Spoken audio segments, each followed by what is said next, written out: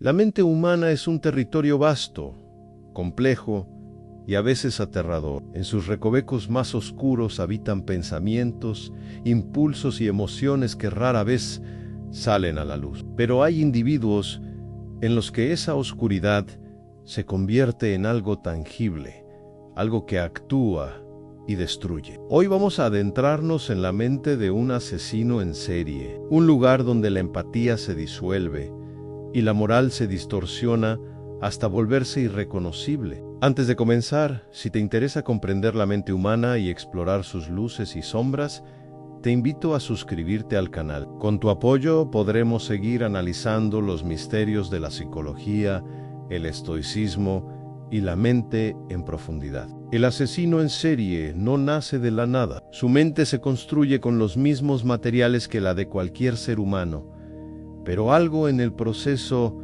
se tuerce. En muchos casos, se combinan factores biológicos, psicológicos y sociales, hay lesiones cerebrales, traumas infantiles, entornos familiares caóticos y una falta temprana de apego emocional. La ciencia ha identificado que las disfunciones en la corteza prefrontal y en la amígdala juegan un papel crucial, afectando la regulación emocional y el control de los impulsos. Pero reducir a un asesino en serie a una simple anomalía neurológica sería un error. Hay una dimensión psicológica y filosófica más profunda. Algunos muestran una inteligencia superior a la media, una capacidad manipuladora que los hace parecer encantadores y normales. Esto desconcierta porque demuestra que la maldad no siempre se presenta con una máscara grotesca. A veces se disfraza de carisma. En Seu Interior, la mente del asesino está dominada por una desconexión emocional casi total. No siente culpa ni remordimiento. Su visión del otro es instrumental.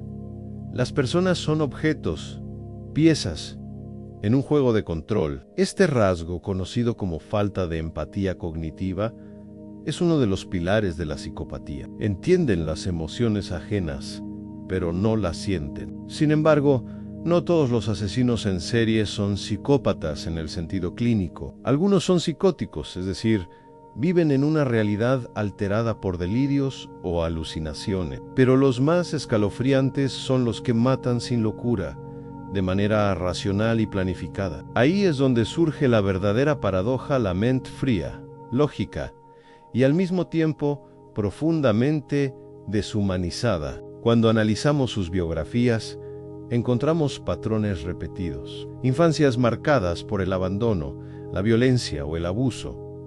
Una sensación constante de insignificancia. Esa carencia de amor se transforma con el tiempo en una necesidad de dominio absoluto. Matar se convierte en una forma de afirmar poder sobre la vida y la muerte. Pero también hay algo más.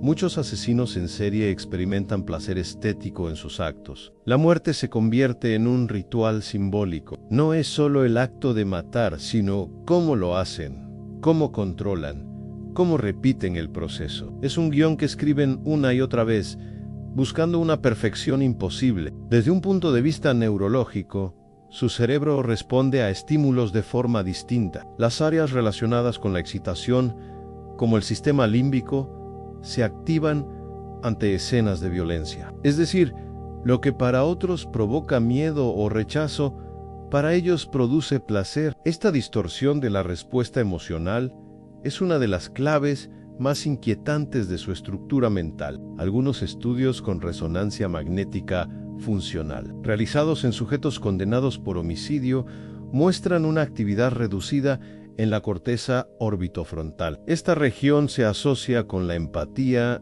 y la toma de decisiones morales. Sin ese filtro, la conducta se vuelve impulsiva, dominada por deseos primarios. Pero lo más perturbador es que algunos de ellos aprenden a simular emociones para integrarse. La psicopatía no implica necesariamente violencia, pero cuando se combina con una infancia traumática y una estructura familiar disfuncional, puede convertirse en un cóctel devastador. El psicópata siente el mundo como un escenario donde él es el único protagonista y los demás son personajes prescindibles. La psicología forense Ha intentado clasificar sus motivaciones en poder, control, placer o ideología. Pero en todos los casos, el denominador común es la deshumanización. Para ellos, la vida ajena no tiene valor intrínseco, solo importa la sensación de dominio. Hay algo que la ciencia aún no logra resolver del todo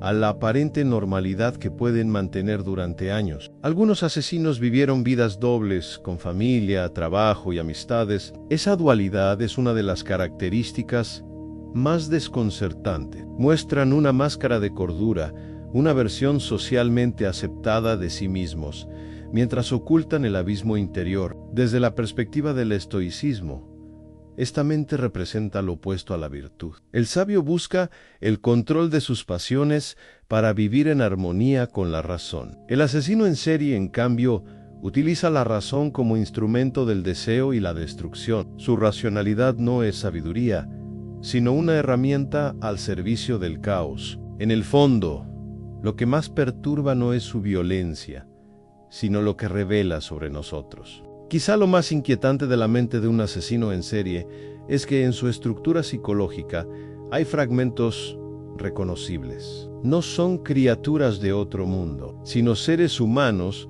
que representan una versión extrema de lo que todos llevamos dentro, a la capacidad de dañar, de mentir, de manipular. Lo que en la mayoría se controla mediante empatía y conciencia moral, en ellos se desactiva por completo. La mente del asesino funciona como un laboratorio de la crueldad. Cada acto de violencia no surge del impulso, sino de la planificación. Disfrutan del control previo al crimen, tanto como del resultado. Esa anticipación activa los mismos circuitos cerebrales que en otros se encienden ante la expectativa del placer. La violencia se convierte en su droga. Hay un concepto en criminología conocido como el ciclo del depredador. Describe la secuencia mental que se repite una y otra vez en fantasía: acecho, preparación, asesinato y finalmente la etapa de relajación. Después de un tiempo, la necesidad resurge, más intensa que antes. Es un proceso adictivo, una espiral sin retorno. Los asesinos en serie no matan por necesidad física, sino psicológica. El asesinato es una afirmación de existencia, una forma de decir yo decido. Es el grado máximo de narcisismo llevado a la acción. Por eso muchos coleccionan recuerdos de sus víctimas, objetos o fotografías. Son trofeos que les permiten revivir la sensación de poder. En las entrevistas que algunos aceptan dar desde prisión, se percibe una extraña serenidad. No sienten vergüenza. Describen sus actos con una lógica que resulta perturbadora. Hablan de sus víctimas como si fueran parte de un experimento. Es en ese lenguaje aséptico donde se evidencia la verdadera distancia emocional que los separa del resto. Desde la psicología moderna se han intentado múltiples tratamientos para entender y corregir estas conductas, pero los resultados son casi nulos. El asesino en serie rara vez siente el deseo de cambiar. En muchos casos, su sentido del bien y del mal es puramente instrumental.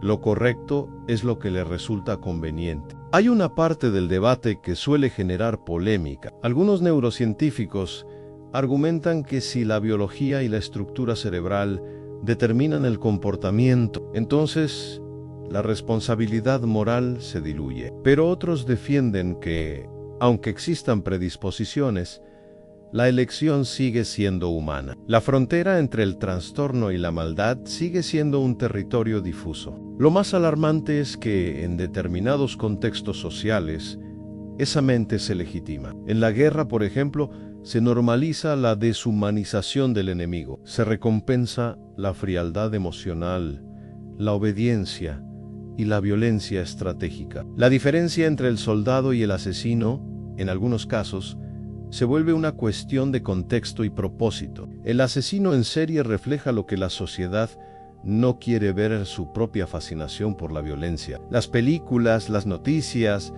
los documentales, todos convierten su figura en un objeto de consumo. Nos horrorizan, pero también nos atraen. Esa mezcla de repulsión y curiosidad dice más sobre nosotros que sobre ellos. A nivel psicológico, estudiar estas mentes sirve como espejo de los límites de la empatía. ¿Hasta qué punto somos capaces de comprender sin justificar? El riesgo está en confundir explicación con excusa.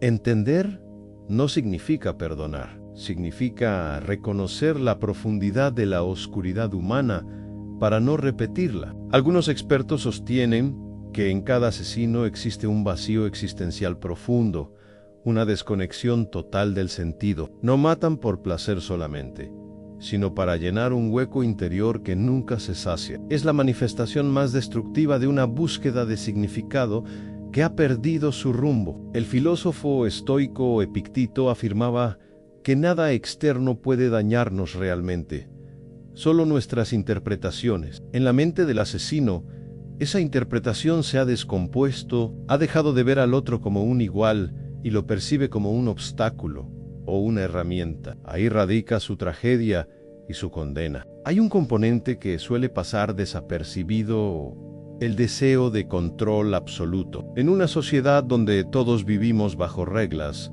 el asesino en serie se erige como el que las desafía. En su mente, el crimen no es solo violencia, sino una declaración de independencia ante un mundo que considera hipócrita. Analizar estas mentes es mirar de frente al abismo, pero también es una oportunidad para entender mejor lo que nos mantiene cuerdos. La empatía, la compasión y el sentido de comunidad no son simples adornos morales, son los cimientos que nos separan del caos. Si este análisis te ha resultado interesante, te invito a dejar un me gusta y suscribirte a El Espejo de la Mente. Tu apoyo nos permite seguir explorando los rincones más profundos y fascinantes de la psicología humana, para comprender no solo la oscuridad, sino también la luz que todos llevamos dentro.